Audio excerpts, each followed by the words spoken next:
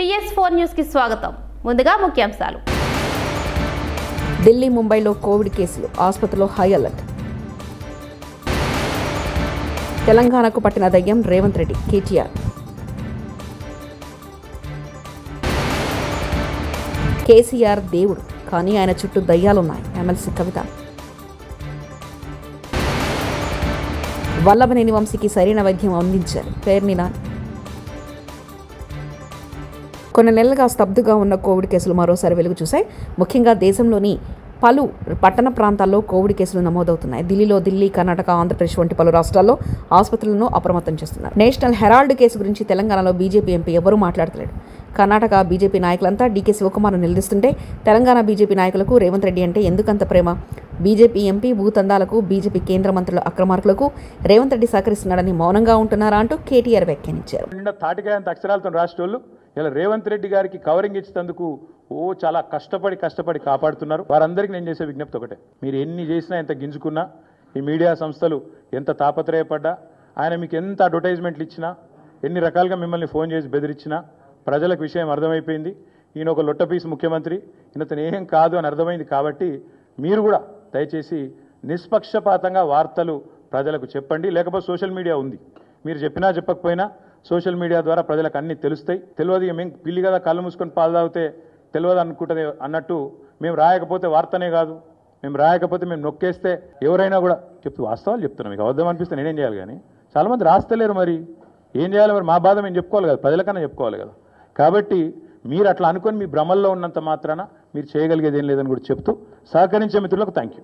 చంద్రబాబు అంత గొప్పడైతే ఎందుకు ఆంధ్రప్రదేశ్కి ఒక సచివాలయం కట్టలేకపోయిండు? ఎందుకు ఇంకా రైతులకు 6 గంటల కరెంటు మాత్రం ఇస్తున్నాడు? గుజరాత్లో కూడా రైతులకు 6 గంటల కరెంటు మాత్రం ఇస్తున్నాడు. మోదీకి రాహుల్ గాంధీ అనే పెద్ద కార్యకర్త దొరికిండు కాబట్టి ఇంకా అధికారంలో ఉన్నాడు. మాజీ మంత్రి ఎమ్మెల్యే జగదీష్. చంద్రబాబు అంత మొగోడే, అంత మునగాడే అయితే ఎందుకు అమరావతిలో ఒక్క సెక్రటేరియట్ కట్టుకోలేకపోయాడు? 5 సంవత్సరాలు క్లియర్గా పరిపాలన చేసిండు కదా. మోడీ ఆయన చేతిలో ఉన్నాడు కదా. వాళ్ళ మోడీనే స్వయంగా వచ్చి శంకుస్థాపన చేసిండు కదా. మేము కూడా ఏం కిరికిరి పెట్టకుండా మా కేసీఆర్ సార్ కూడా వచ్చి ఆశీర్వాదం ఇచ్చొచ్చిండు కదా మీకు. అయినా ఎందుకు ఒక్క బంగ్లా కట్టలేకపోయినావు?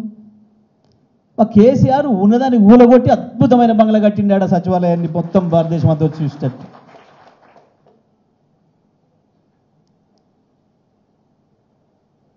ఏది మీ మునగంతనం? మహామేధావులు ఇంత పొడుగు సర్టిఫికేట్ రాసుకుంటారు, వాళ్ళకి వాళ్ళే సంతకాలు పెట్టుకుంటారు, ఇట్లా బేషన్ భుజాలు కొట్టుకుంటారు, వాళ్ళకి వాళ్ళే. ఏమైంది తెలివి?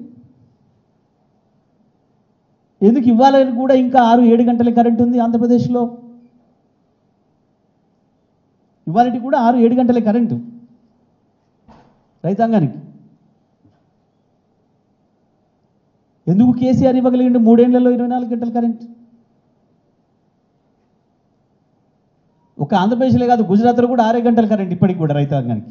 6 అంటే 6 గంటలు, 6 నిమిషాలు కూడా ఎక్కువయ్యారు, 6 సెకండ్లు కూడా ఎక్కువయ్యారు. ఆ రాహుల్ గాంధీ అంటే కూడా పెద్ద కార్యకర్త దొరికిండు మోడీకి కాబట్టి నడుస్తుంది కానీ వాళ్ళ రాజ్యం. కేసీఆర్ కనుక నోరిప్పడం మొదలు పెడితే మోడీ బట్టలు ఊసిపోవడం ఖాయం. వీళ్ళు కొట్టుకుంటున్న గప్పాలు, రాయించుకుంటున్నవి, మీడియాని భయపెట్టి, పొలిటికల్లోడే భయపడుతుండే ఈడీలకు, ఐటీలకు. ఇక మీడియా హౌస్ వాడు భయపడా? వాళ్ళు చేసే పనులే అవాయి, ప్రతినిత్యం భయమేనా? కాంగ్రెస్ పార్టీలో పరిస్థితులు ఘోరాది ఘోరంగా ఉన్నాయి. నాకు కాంగ్రెస్ పార్టీలో గౌరవం లేదు, సిరిపురం నియోజకవర్గం మీద ప్రేమ లేదు, గ్రూప్ రాజకీయాలు చేసి మనల్ని ఇబ్బంది పెట్టి కించపరచాలని చూస్తున్నారంటూ మాజీ ఎమ్మెల్యే కోనేరు కోరప్ప వ్యాఖ్యానించారు. అక్కడ పరిస్థితులు చూస్తే ఘోరాతి ఘోరంగా ఉన్నాయి. మరి మాకు దొరికిన విలువ ఏంటో కూడా 7,000 ఉన్న 8,000 ఉన్న కాంగ్రెస్ పార్టీకి మనం ఆ పార్టీలో చేరి ఇవాళ 63,000 ఓట్లు సాధించాం. మరి అయినా కూడా అక్కడ ఈ నియోజకవర్గం మీద కానీ వారి నాయకత్వం ఇస్తున్న నా మీద కానీ మీ మీద కానీ ప్రేమ లేకుండా వారి ఇష్టం వచ్చినట్టు మాట్లాడుతూ ఉన్నారు. గ్రూపుల్లో పెద్దరికాలు చేసుడు, కించపరిచే కార్యక్రమాలు అనేకమైన చేయడం జరిగింది. మాజీ సీఎం కేసీఆర్ దేవుడని, ఆయన చుట్టూ దెయ్యాలున్నాయంటూ ఎమ్మెల్సీ కల్వకుంట్ల కవిత సంచలన వ్యాఖ్యలు చేశారు. తాను రాసిన లేఖను కుట్రపూరితంగా బయటపెట్టారన్న కవిత, తన పరిస్థితి ఇలా ఉంటే ఇతరుల సంగతి ఏంటో చర్చ జరగాలన్నారు. కోర్టుల నుంచి తప్పించుకుంటే పార్టీ 10 కాలాలు బతుకుతుందన్న ఆమె కాంగ్రెస్ భాజపా సమరపడవలసినపై ఏమీ లేదంటూ వెల్లడించారు. నేను చెప్పదలుచుకున్నది ఒకటే, 2 వారాల క్రితం నేను గౌరవనీయులు పెద్దలు కేసీఆర్ గారికి ఒక లేఖ రాయడం జరిగింది. నేను ఈ విధంగా కేసీఆర్ గారికి ఇదివరకు కూడా నా ఒపీనియన్స్ ఎప్పుడున్నా కూడా లేఖ ద్వారా చెప్పడం జరిగింది. అయితే ఈసారి నేను మొన్ననే చెప్పున్నాను, కుట్రలు కుతంత్రాలు జరుగుతూ ఉన్నాయని.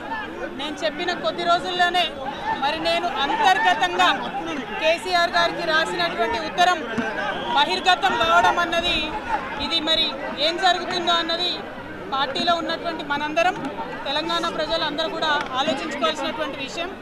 నేను వేరే ఏం విషయాలు చెప్పలేదు.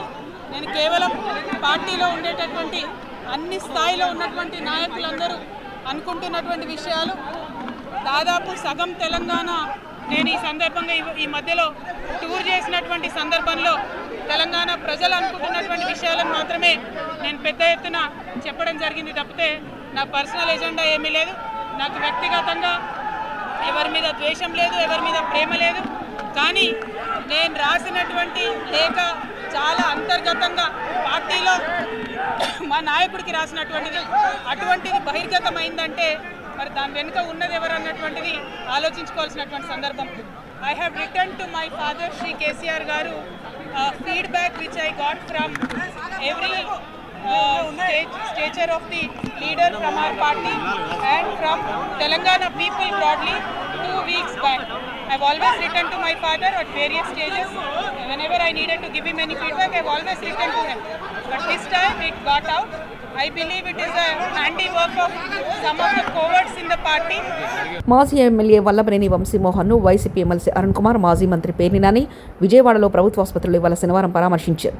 ఈ సందర్భంగా మాజీ మంత్రి పేర్ని నాని మీడియాతో మాట్లాడారు. వంశీ ఆరోగ్య పరిస్థితిపై కూటమి ప్రభుత్వానికి కనీసం మానవత్వం లేదన్నారు.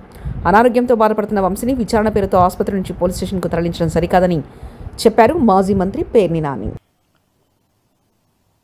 గడిచిన ఒక వారం రోజులుగా ఎక్కడ చూసినా కూడా జరుగుతున్నటువంటి తంతులు, దాంట్లో వింటున్నటువంటి ఏడుపులు, పెడబొబ్బలు అన్నీ మనం ఒకసారి బేరీజ్ వేసుకుంటే ఆంధ్ర రాష్ట్ర ప్రజలకి మాత్రమే దగానాడు కాదది. జెండా మోసిన తెలుగుదేశం పార్టీ కార్యకర్తలకు కూడా దగానాడే అనేది అర్థమవుతుంది. ఇది మనం చెప్పట్ల, నేను చెప్పట్లా, వైఎస్ఆర్ కాంగ్రెస్ పార్టీ చెప్పట్లా. టీడీపీ కార్యకర్తలు, నాయకులు వాళ్లే ఈ మినీ మహానాడులో చెప్తాం, చూస్తూ ఉన్నాం. ఈ కడపలో జరగబోయేది దగానాడైతే జిల్లా జిల్లాకి జరిగినటువంటి మినీ మహానాడులన్నీ కూడా ఆక్రోశ నాడులుగా జరిగినటువంటి విషయాన్ని రాష్ట్ర ప్రజలందరూ కూడా మనందరం గమనించాం. ప్రతి ఛానలు ఈ ఆక్రోశ నాడుల్ని లేదా మినీ మహానాడు పేరుతో జరుగుతున్నటువంటి తెలుగుదేశం పార్టీ కార్యకర్తల ఆక్రోశ నాడుని మనందరం వీక్షించాం.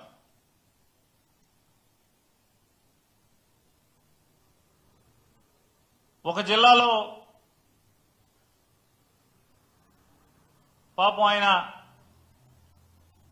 సీనియర్ మంత్రి గారు, మాజీ మంత్రి గారు కూడా, సీనియర్ శాసనసభ్యుడు, కేంద్ర మంత్రికి మామగారు, ఆయన ఆక్రోశం, ఆయన బాధ, ఆయన వ్యధ చెప్పనలవి కాదు. పాపం ఆయన బాధ నిజంగా అంటే వైఎస్ఆర్ కాంగ్రెస్ పార్టీ ఓడుగానో లేదా మాజీ మంత్రివర్యులు, మాజీ వైఎస్ఆర్ కాంగ్రెస్ పార్టీ మహిళా విభాగ అధ్యక్షురాలైనటువంటి రోజా గారి కుటుంబ సభ్యులు, ఆవిడ అభిమానులు, వారికి బాధ కలుగుద్దో కలగదో తెలియదు. కానీ ఇంకెవరికి చూసినా కూడా ఆయన వర్ణనాతీతమైనటువంటి ఆయన వ్యధా బాధలు చూస్తే ఈ బాధ పగోడికి కూడా రాకూడదురా అని చెప్పి జాలిపడేటువంటి పరిస్థితి. అంటే ఒక అధికార పార్టీలో రాజన్న సిరిసిల్ల జిల్లా గంభీరావుపేట మండలం కొత్తపల్లి గ్రామంలోని కొనుగోలు కేంద్రం వద్ద అకాల వర్షానికి తడిసి మొలకెత్తిన ధాన్యాన్ని వెంటనే కొనుగోలు చేయాలని రోడ్డుపై ధర్నాకు దిగిన రైతులు.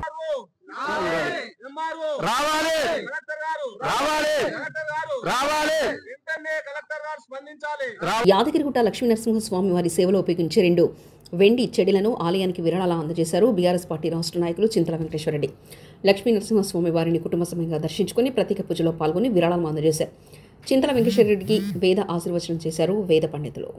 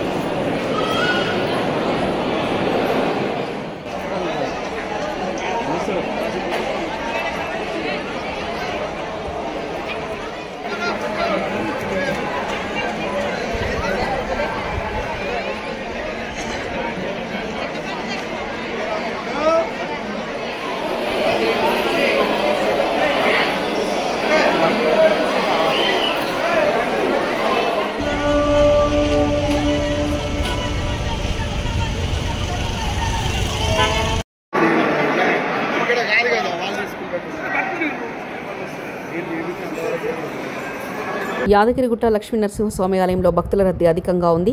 వేసవిసలతో పాటు వీకెండ్ కావడంతో అధిక సంఖ్యలో స్వామివారి ఆలయానికి భక్తులు విచ్చేశారు. భక్తులు అధిక సంఖ్యలో ఆలయానికి రావడంతో ఆలయ ప్రాంగణంలో భక్తుల సందడి నెలకొంది. ఆలయ పరిసరాలు భక్తులతో కోలాహలంగా మారాయి.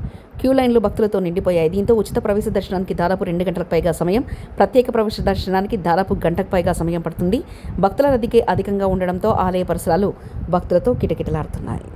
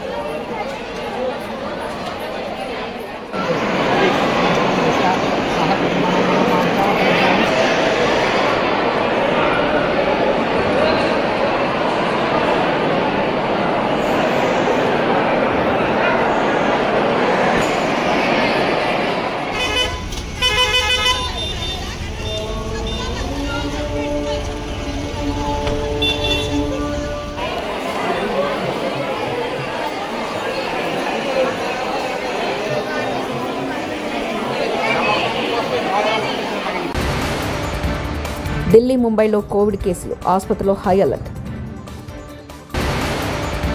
తెలంగాణకు పట్టిన దయ్యం రేవంత్ రెడ్డి, కేటీఆర్. కేసీఆర్ దేవుడు, కానీ ఆయన చుట్టూ దయ్యాలున్నాయి, ఎమ్మెల్సీ కవిత. వల్లభనేని వంశీకి సరైన వైద్యం అందించారు, పేర్ని నాని. TS4 న్యూస్ ఇంతటితో సమాప్తం. చూస్తున్నారండి TS4 తెలుగు.